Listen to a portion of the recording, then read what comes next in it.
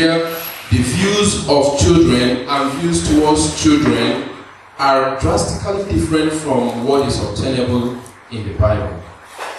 In the just concluded series, we found different areas that addresses how we ought to raise our children.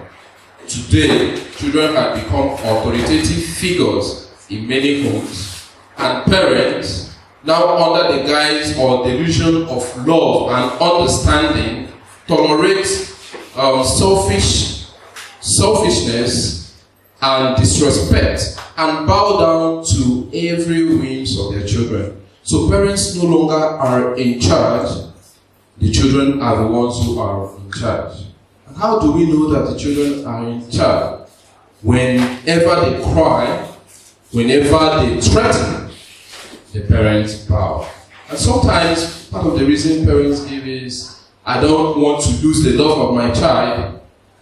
Most times you find this where you have single parents. I don't want to lose the love of my child. I understand what my child is going through. I believe he will outgrow this. But by the time we are ready to take action, we've already lost total control. In biblical times, things were different. Disrespect by children were not to be tolerated. At least you can find what here says that you may live long in the earth. That's in our text. Part of the reason why you have to obey your parents in the Lord is so that you will have long life on earth. This is because in those days, when a child disobeys the father, according to the account, the records we have in Exodus, that child is brought out to the public and stoned to death. That child's life is cut short. Today, that same injunction is that if you obey your parents, then you will have a longer life on earth. So disrespect by children were not tolerated. Now let us look at part of the Old Testament records that talks about disrespect, that made no provision for unruly children. First, let us turn to Leviticus chapter 20, and we'll see verse 9, and you also will raise up Deuteronomy chapter 21, 18, 21. So Leviticus chapter 20, verse 9. For everyone who curses his father or his mother shall surely be put to death. He has cursed his father or mother, or his mother, his blood shall be upon him. This is one injunction.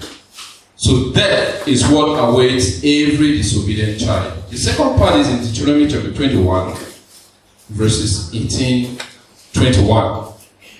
And in stating there, if a man has a stubborn and rebellious son, who will not obey the voice of his father or the voice of his mother, and who, when he has chastened him, will not heed them, then his father and his mother shall take hold of him and bring him out to the elders of the city, to the gate of his city. And they shall say to the elders of the city, this son of ours is stubborn and rebellious. He will not obey our voice. He is a glutton and a drunkard. Then all the men of his city shall stone him to death with stones. So you shall put away the evil from among you, and all Israel shall hear and fear. Now, what lesson do we derive from here? Stubbornness, rebellion are contagious.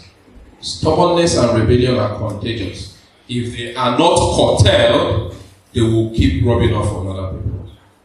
Sometimes you find in families where there are stubborn, maybe that a man has plenty of children, the first one is stubborn, he was not controlled, the second one followed after his pattern, and then you get to a point where the man is free to let them run wild. You'll find that all the children will follow after a pattern that was set from the beginning.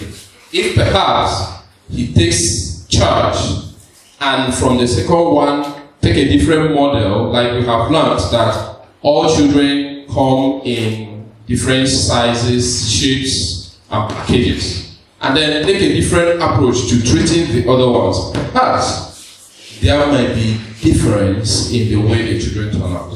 Now, I'm not putting the total blame on the parents. There are parents who have done all they could, and the children turn out the way they should. But here says that what lesson we will learn here is that rebellion and stubbornness are contagious. Even in the church, if they are not put in check, you will find everyone turning out to be like someone. Okay? So the scriptures made us understand. That's why the scripture said, put away such a one. Do you not know that the little leaven leavens the whole lump? So the essence of correction is so that our worship to God will be uncontaminated, will remain pure and chaste as we serve God. So the law of Moses at least shows us that there is no provision for disrespect and stubbornness in the presence of God. Even though society's view has changed, the biblical pattern still remains the same. It is still the best manual for raising up godly children. Now, if the principles are applied, the results today will be the same as you find in the Old Testament. So, if we look at the principle behind why parents respect had to be cascaded from down up, or rather, has to move from down up, then we would understand that if we treat the principles the same way it was in the Old Testament, we'll have the same result as in the Old Testament. But because there has been change, worldview change, then it's a little difficult to have the same results. You can't be doing a thing in a different way and expect a different result. If you do a thing, there's a result that it will generate. It will not give you a different thing. Now, how sad it is that many children have no concept of respect in any form. So this lesson, is going to be in two parts. We're going to take the first part, which tells us that respect must be taught. Children must be taught respect. That's the first part. Children must be taught respect. If you do not teach, then they will not learn. In the Old Testament, parents were taught how to pass on the law of God to their children. And there is not to be any gap in passing knowledge, in knowledge transfer. It is going to happen whether they are comfortable with it or not, whether it is convenient for them or not. They just have to learn that. So a child who is taught that he must respect and listen to the voice of his parents has to learn it because of the consequences that follows. Whether he likes it or not, he has to learn it. No wonder Solomon, in all of his wisdom, struggled to make us understand that children have to be obedient to their parents. Solomon, being the wisest man that ever lived before Christ, made us understand that respect, the heart of children are filled with folly. When you teach them, they will learn and they will live by it.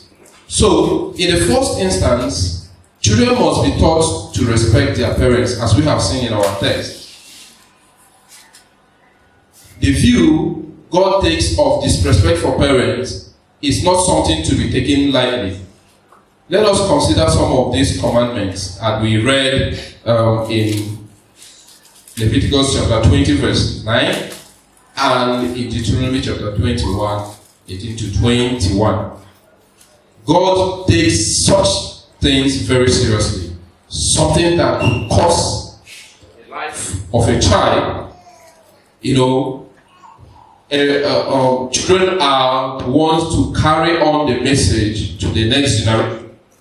And imagine a generation cut short because of disrespect. So God takes this quite seriously. Children need to be taught to honor their parents because honor expresses the frame of mind which proceeds to produce obedience. So when you honor your parents, it is a sign that you are obedient to your parents. I want to also relate it to the church. The church being the bride of Christ, and we all are, as members, are the children, the offspring of the church. Now, what it simply means is that it is in the church, as the scripture says, that the full wisdom, the whole counsel of God is exposed. Now, when we have the whole counsel of God and decide to play around and decide to go our path, separate paths, or decide to be disobedient or stubborn, then it affects our relationship with our Father who is in heaven. So that injunction we have in our text is what tells us that we must pay respect. And also in Hebrews chapter 5, we are told that if we are taught, there's a period where we are expected to pass on the message we have received. Remember Paul told Timothy, the things you have heard and learned of me, commit to faithful men who pass on to others also. So I'm trying to relate what happened in our society because the basic composition of the church is the family. And what we do way down there at the background affects what happens here at the front end. So we must teach our children respect because it is from the home they learn obedience. If you recall what was taught about Jesus Christ, he learned, the scripture commended him in Hebrews. He said that he learned obedience from the things he suffered. So imagine Jesus in his home with his parents, and Joseph gives him instruction. At one point of the scriptures, Jesus was as the son of the carpenter, and at another point he was referred to as a carpenter. So imagine him being apprenticed by his father, that he tells him to bring a saw and he goes out to play football. He will not be obedient. He will not have learned from that home training. So that's the same thing that happens in our homes. To honor father and mother is the first commandment with a promise. So these are the things that we have also explained while looking at the text that we read. Now, if you read Exodus chapter 20, verse 12, where it said, honor your father. So let us look at that passage, the first commandment that had a promise. It is not the first commandment that God gave, but it is the first commandment with something attached to it. The first commandment is that you must love your God with all your heart, have no other image other than that. If Exodus chapter 20, verse 12. I think this is the sixth commandment or thereabout. Honor your father and your mother, that your days may be long upon the land which the Lord your God is giving you. So you see the promise that is attached to honor, to respect that's given to parents. So that's why when Paul, through inspiration, wrote this other account, it is something that we do not limit to the Old Testament, but we read the New Testament. Okay, so it is the first thing practice does, the first in developing a person. Teaching is the first thing that we do in developing a person. When a child is born, that's when the training starts. That's when you start teaching the child the way to go, the way not to go. And in the series we just concluded, we found that in a sacred family, training is important. We looked at the categories of people that will be trained, and the model applied in training. 0 to 3 years, have a focus. And then 11, while the child becomes the center of your world, from 3 to 11 years, you become an authority figure who directs the child's every move. But then, in our generation, we have it the other way around. We have parents who are controlled by their children. When a child demands, the parents come calling. And that has ruined so many homes. Ruined them in the sense that the children became adults and became insatiable. They have lost control because they just want what they want and they have to get it. I learned that sometimes a no is a good training. In our series, we learned that if you say no to your child 500 times, it is a form of training. Get a different mic, please. It is a form of training to help the child learn to foretell their excesses. So parents ought to learn when to be willing to give and when to say no. So respect had to be taught. We also found out in our just completed series that part of what we teach our children at that age is who is family and who isn't. You would, I'm sure, when a visitor visits you and your child runs to hug or jump on the visitor, you will frown and scream at the child, okay, because that's someone you do not know. But when a relative comes and your child runs and your child, shies away, you will be the one to say, don't you know Uncle this and that? Go and give him a shake, go and give him a hug, because so that's how we start teaching and that's learning. Okay, so generally speaking, children have to follow the principles that are imparted to them by right-thinking parents. If what is taught is according to the will of God, children must have to learn and put in practice what they have taught. I will just give a pause here, please. Can we get a different mic? Yeah.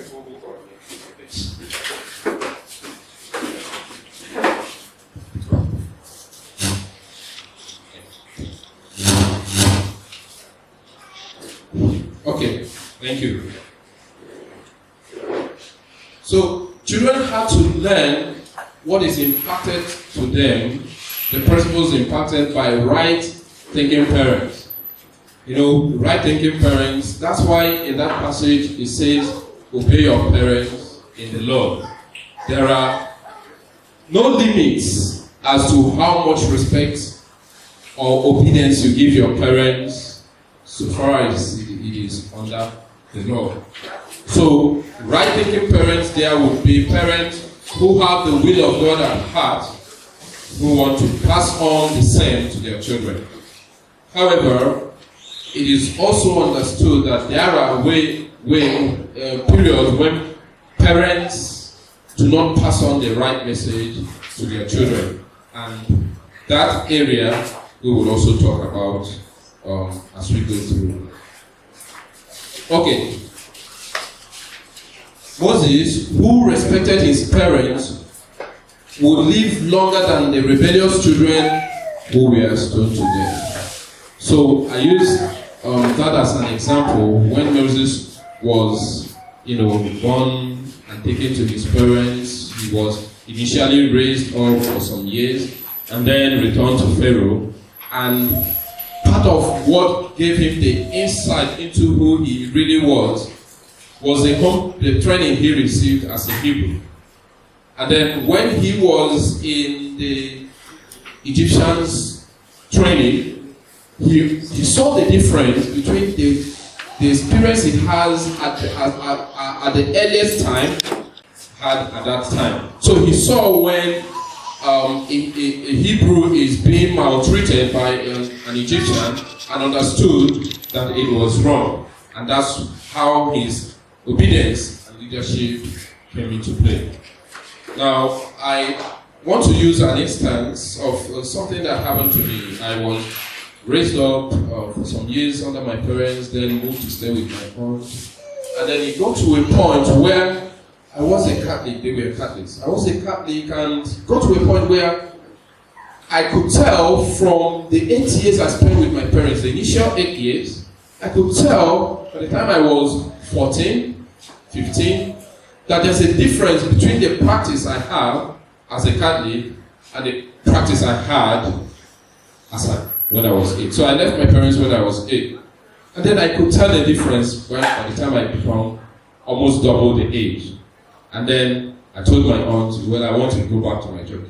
So you will see that it is the training that we have that works to mature us as we grow, as we advance in age.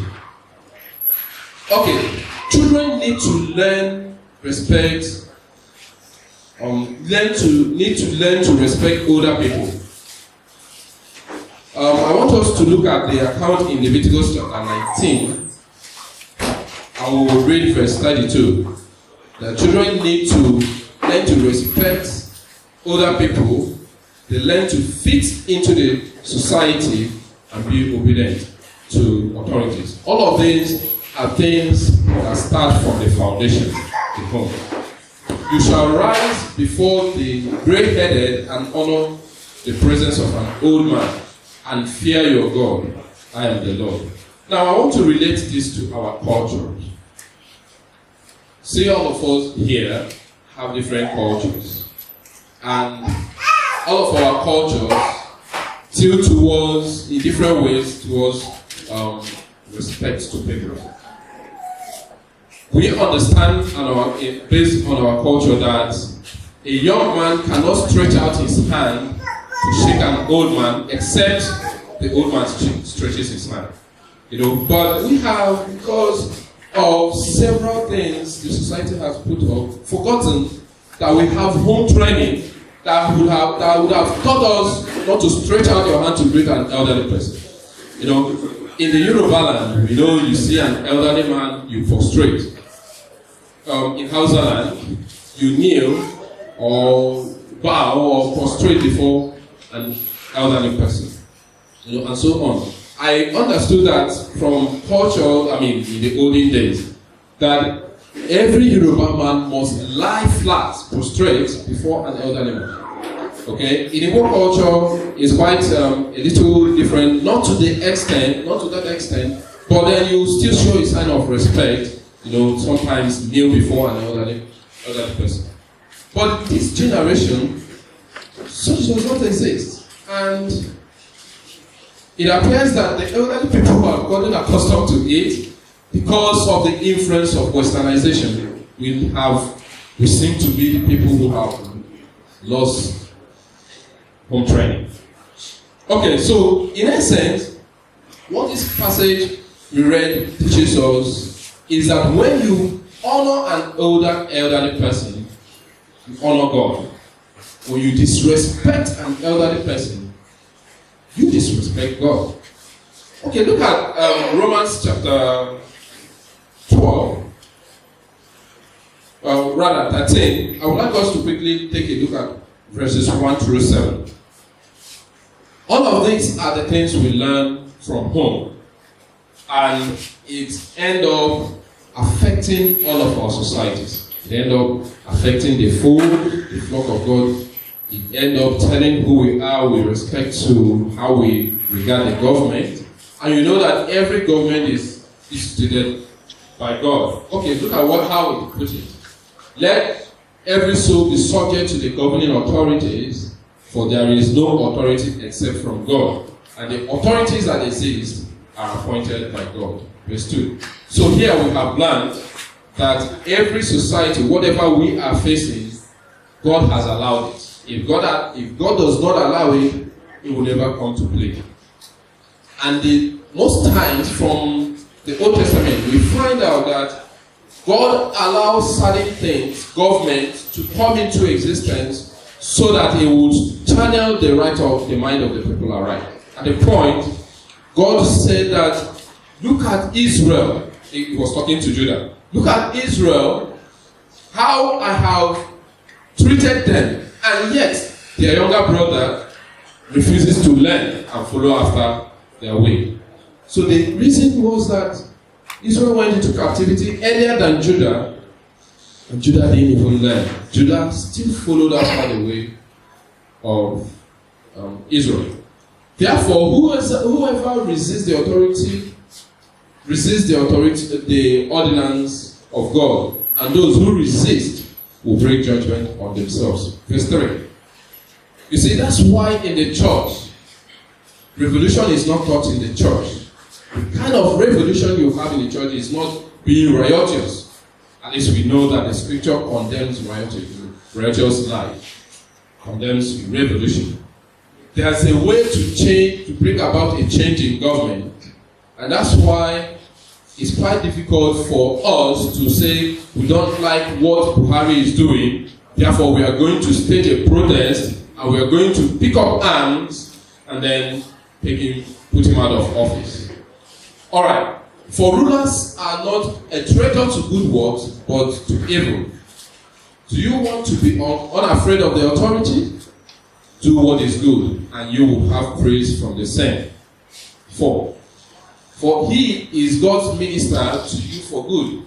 But if you do evil, be afraid. For he does not bear the sword in vain.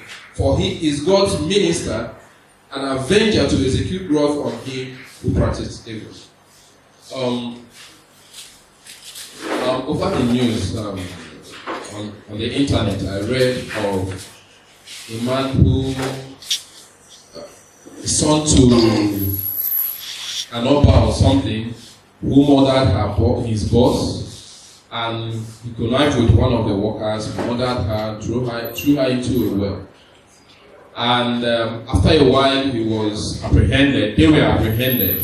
And after, I think it happened in 2007 or so, 13 years. After 13 years, he was, caught up by the law and will be sentenced to death.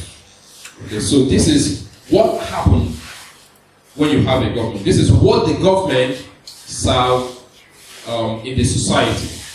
God had put them there to be his ministers, to execute judgment. You see, when God says vengeance is mine, he there condemned mob justice, jungle justice. Let the appropriate authority handle it because God had given them that mandate to do that. So, here we are being taught, our young ones, to be respectful to the authorities. Don't revolt because someone asks you to. Such person is not the authority. Okay? This is the next verse. Therefore, you must be subject, not only because of wrath, but for conscience sake. 6. For because of this, you also pay taxes, for they are God's ministers, attending continually to these very things. 7. Render therefore to all their dues. Taxes, to whom taxes are due, custom to whom customs, or rather, customs to whom customs, fear to whom fear, honor to whom honor. So you see, this injunction is what is binding on all of God's children. And especially what parents ought to teach and pass on to their children, so that they will grow up to learn to, pay taxes. Yes, it is true that we pay taxes and it falls into an empty pocket. It doesn't actually do the job that it was meant to do. But then, even the government are also subject to an authority that would also recompense in due time. So we are here enjoined to instruct our children, to teach them to do due diligence. Custom To whom custom is due. So you visit an altar, you visit a king, and you pay obeisance according to custom. It didn't say here that we engage into idolatry. It says that we pay due respect to whom that respect is due. You meet an elderly man, you meet the elders in the church, you pay due respect to them. You meet an elderly man in the church, you pay due respect. You do not take the liberty of being together at an airport and then rub mud on the elderly people, because God will hold you accountable. I want us to also look at 1 Peter chapter 2 and quickly verse 17.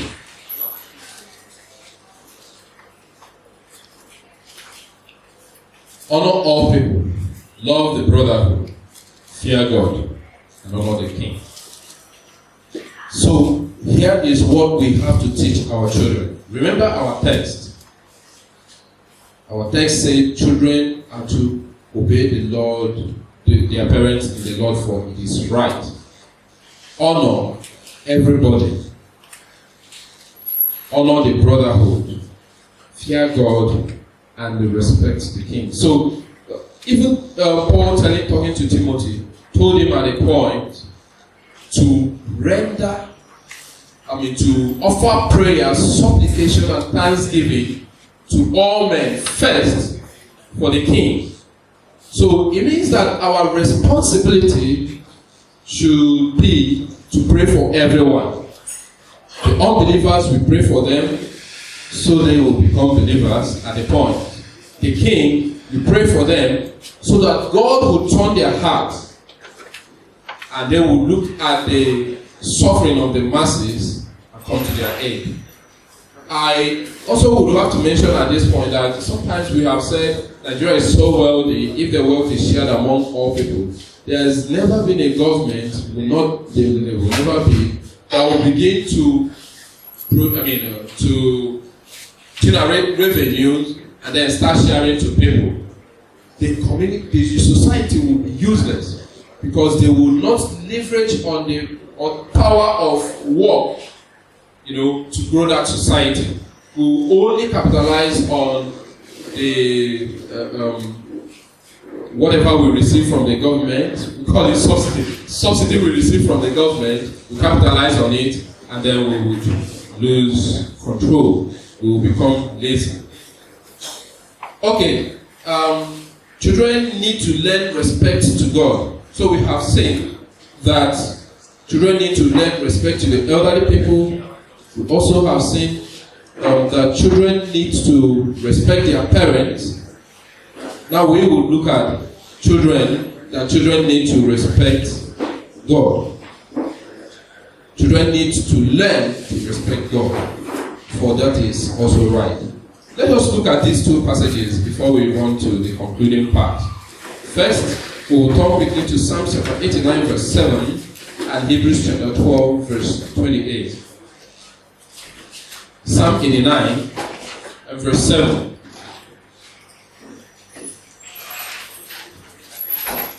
Please. 89. Okay. God is greatly to be feared in the assembly of the saints, and to be held in reverence by all those around him. God is greatly to be feared in the assembly. You see, sometimes our elders tell some people, we do not fear God. I've heard this statement a couple of times. Why was that so? Because they exhibit an attitude that does not show respect or reverence to God. To revere is to be in great fear, awe of someone. Just like when Moses descended from the mountain and the people looked at him, they beheld him, how his face was white, and they turned away. That's just Moses with the after effect of being close to God. After effect, he wasn't close to God, but just being close to God. The awe of God caught up with him, and the people couldn't beheld him. That's what happened That's what it means to be in awe, to be solely afraid, not as in fear of being afraid, but solely afraid of, in total reverence, respect to God. So, here it says, God is greatly to be feared in the assembly. That's what we need to practice here. Whenever we come here, okay, before I make that statement, you see, I was once a Catholic, and in order to manifest your reverence to God, whenever you are approaching, whenever you're coming into the church, you bow, they call it genuflection or something. You bow or you kneel and then you come. And as you are approaching the cross, whatever, you have a kind of attitude to show forth outward holiness or reverence, or whatever you would want to call it. Okay? And so that's a kind of outward display of an inward thing. But here he said, God is greatly to be feared in the assembly. It means that whenever we step into this place, we are completely different in how we treat this place. So many of our brothers in the brotherhood are brought about reverence to the worship hall. Nothing else can happen in the worship hall. If you want to eat, want to hold any feast, we have elders briefing to the congregation, and we want to eat, we go outside to eat. Not in this place. The only eating permitted in the church hall is a communion. So, and then to be held in reverence by all those around him. So all of us have to respect God. The fear we have for God must supersede whatever anything else. Remember that passage that we talked about, holy and reverent is his name. That's where we talk about people who call their worship person, their service leaders, reverend fathers. And we use that passage in Psalm to tell them that God is the only one who had to be revered. No other man had to be revered. Okay, Hebrews chapter 12, verse 28. Let's look at what that passage says. Verse 28. Therefore, since we are receiving a kingdom which cannot be shaken, let us have grace by which we may serve God acceptably with reverence and godly fear. Remember that Peter said, 1 Peter 1, 2 Peter 1, 3, God has given unto us all things that pertain to life and godliness. We are told here how we ought to behave in this kingdom that cannot be shaken. And God has also put in place everything that has to do with directing people to act in the way that is expected of them in the kingdom. Let's not lose focus of our topic this morning, which says that we have to teach and learn proper respect. Teaching and learning proper respect is our topic today. We have looked at children. We're looking at all of us in two categories. Children as relate to our different homes, and then children as relates to the kingdom of God. We are all his sons. In Hebrews chapter 5, verse 12, the example of Jesus Christ had to also be noted. The example of Jesus Christ had to be noted. He says here, for though by this, okay, this, I think it's, okay, let's take this one. For though by the time you ought to be teachers, you still need someone to teach you again the first principles of the oracles of God. And you have come to need milk and not solid food. Okay, so here we know that once we are in the fold and growing, we ought to get to a point where we exercise the knowledge that we have acquired over time. That's why when an elderly man does not act like an elderly man, people people, he tend to lose his respect. When a man acts if he is childish, he loses respect. Excuse me. Or he receives respect that is due to a child. Okay, so I wanted to look at the passage that says that Jesus learned all he did by being obedient, and God also rewarded him at the end. But I can't wrap my head around it at the moment. So Jesus' example is what we all ought to take into account. And then as we round off, finally, we will look at the consequences of being disrespectful. Remember, our topic says teaching and learning proper respect. If we are disrespectful, there are consequences attached to them. Remember the golden rule: do unto others as you expect to be done to you. So let us take a look at these passages in Proverbs chapter 10, verse 1, and Proverbs chapter 17, verse 21 and 25. 10 verse 1. The proverb of Solomon: a wise son makes a glad father, but a foolish son is the grief of his mother. This passage kept coming up over and over again while we completed our last series. What's the series again? Sacred families that God will have them. We found that while the woman is the homekeeper, it is expected that most of the training come from her. And that's why it says here, a foolish son is a grief to the mother. Okay? A wise son makes a glad father. So, the woman did the training, the man takes the glory, right? Okay. Okay. So, that's one part of it. Let's look at that Proverbs chapter 17 again and read verses 21 and 25.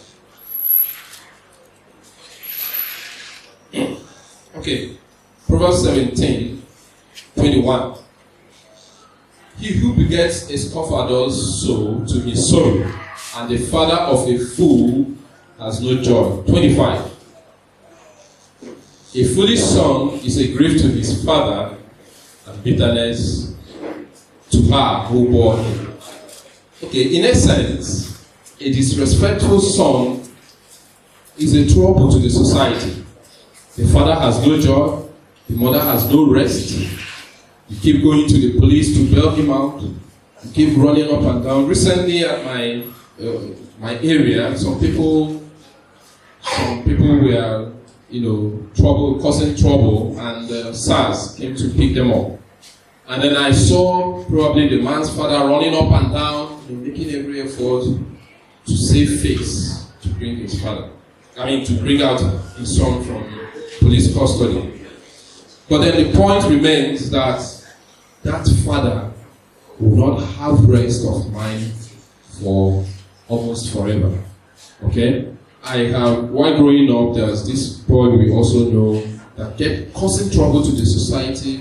The father abandoned him up to a point that he stayed in the cell. The last time he came out of the cell was what caused his death. Because so much havoc, almost killed his father until he was caught in robbery and shot at that spot.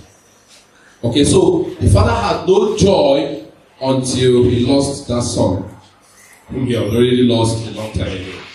Okay, that's number one lesson we learn. The consequence of being disrespectful is that you bring sorrow to the ones who bore you. So children should respect their parents at all costs. And then secondly, you become a fool. You have seen it in this passage. I may not go back to Proverbs chapter 17, 21 to 22. Such a child is referred to as a fool. And then thirdly, God's wrath is brought upon such a child. in Romans chapter 1, verse 30-32. I would like us to quickly take a look at that, but at your private time, you can also read Proverbs chapter 30, verse 17. But in Romans chapter 1, verse 30, see what it says. Backbiters, haters of God, violent, proud, boasters, inventors of evil things, disobedient to parents. 32. Okay? Who, knowing the righteous judgment, so he listed a whole lot of sins, including being disobedient to your parents. And then it comes down to 32. He said, who, knowing the righteous judgment of God, that those who practice such things are deserving of death, not only do the same, but also approve those who practice them. So he's talking about those who are ungodly, those who approve of such practices, and those who practice them will face the wrath of God. A father who supports his child at all costs, even when he's wrong, goes to bail him out, put him in the society so that he will return back to doing the same thing, will face the same consequence as the son. And that's what the scripture says. You know, I'll round off by taking a look at this passage in 1 Timothy chapter 4. 1 Timothy chapter 4, and we will read verse 1 to 4. The Spirit speaks expressly that in the latter time some will depart from the faith, giving heed to seducing spirits and doctrine of demons. Okay, go on. Speaking lies in hypocrisy, having their conscience seared with hot iron, forbidding to marry and condemning to abstain from food which God created to receive with thanksgiving by those who believe and know the truth. Okay, I think it's 2 Timothy chapter 3. 2 Timothy chapter 3. Let's see from verse 2.